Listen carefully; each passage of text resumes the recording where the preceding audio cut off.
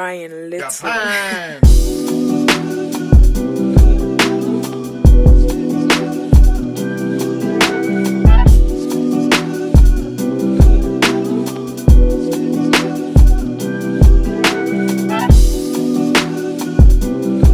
What's up, guys? So the video that you were watching, as you can see right now, is full screen. It looks great, but as you're about to see, I recorded this video improperly, and I recorded it like this instead of the conventional version like this. That being said, most of the screen is cut off. I'm sorry. I can't go back now and figure out how to do all that, but I apologize. Next video will be better. But now back to the video, or now starts the video. All right, guys, so this is a quick little how-to video on making a paint booth in case you want to try painting your own cars or I don't know, boats, miscellaneous stuff.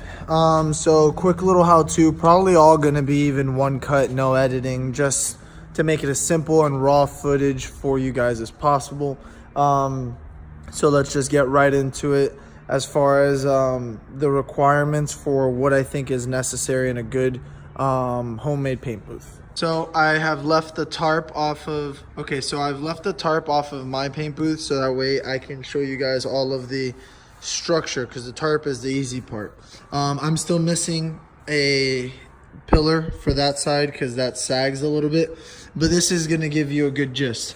Something important to remember is these little boxes are pretty important. What I did was I made little boxes to go around a box fan, and what you're going to want to do, obviously you're going to clean your box fan so that way you don't get lint or anything in your paint booth, but you're going to put an air filter on it, one coming in and one coming out.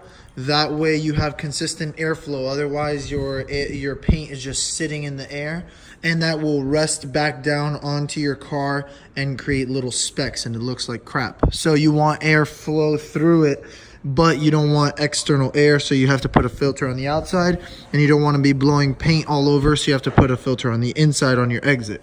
And then essentially you're just making a big cube. Mine, I did it 7 feet tall because I'm 6 foot tall and I wanted a little bit of space, head space, just so I don't feel crammed. And then I did it 18 feet long. My car, I measured it out. I'm doing this car. I measured it out, and since I have the whole front end off, it's about 15 feet long. So I can roll the car all the way to the back and have 3 extra feet to spray properly. And then I did mine 11 feet wide. My car is about I think it was 8 feet or 6, I forgot, 7 feet wide or something like that. I gave myself a little extra room. Again, you don't want to be crammed trying to lay down the paint. So I'm just going to go through and give you guys a quick little how-to on building it. So I started with just an elbow, come down. You're going to want to measure out your box fan and make a box to go around it.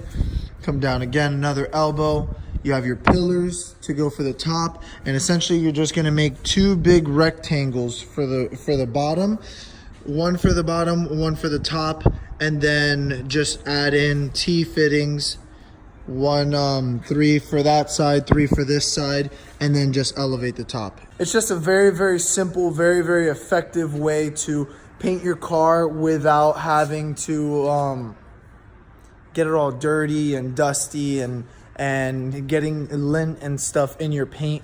And to be honest, with all the piping and everything, I may be in at about $150 for everything, which, to be honest, for a paint booth, that's not bad. If you're gonna rent a paint booth, they're gonna charge you a few $100s anyways. If you're gonna have your car painted, they're gonna charge you hundreds of dollars anyways. And if it's something that you like to tinker around with things like I do and kind of do stuff on your own, even if it ends up costing you the same, you're gaining knowledge. So it's something that I went ahead and did.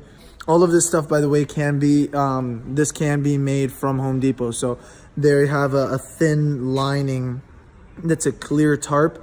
It's 0.07 millimeters. It's really, really thin. and it's clear, so you don't have to have a light inside of your booth. A lot of times people will make something like this and use a thick plastic and you can't get any light inside of your booth.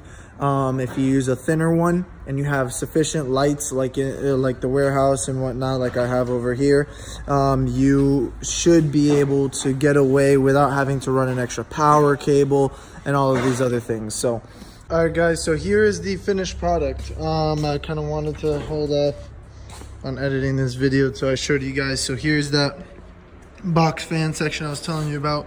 One inlet, one outlet on the other side. I ended up not making the door in this corner. I ended up making it over here, and all I did was basically cut a slit in the plastic and then just throw an extra plastic piece. Since I do get wind from over here, I taped off this side and kind of let this side free flowing so I can get in and out. But this is the inside, pretty much how it came out. There's the car sanded, ready for paint. At least the engine bay and the interior, that's all I'm painting right now.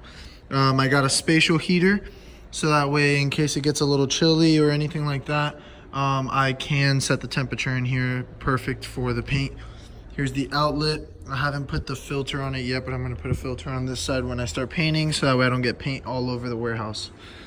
Other than that, this is it, guys. Oh, little side note, if your roof is sagging, I put these strings, 2 across the short way, 1 across the long way, and it did help. Now that I have this fan on, there's like positive pressure in here, so it's not using it, but it did help before. Anyways, if this video was helpful for you, please drop a like, a comment if you have any questions, and as well, please go ahead and subscribe if you want to see us paint this engine bay and interior, and follow the build. So go do that.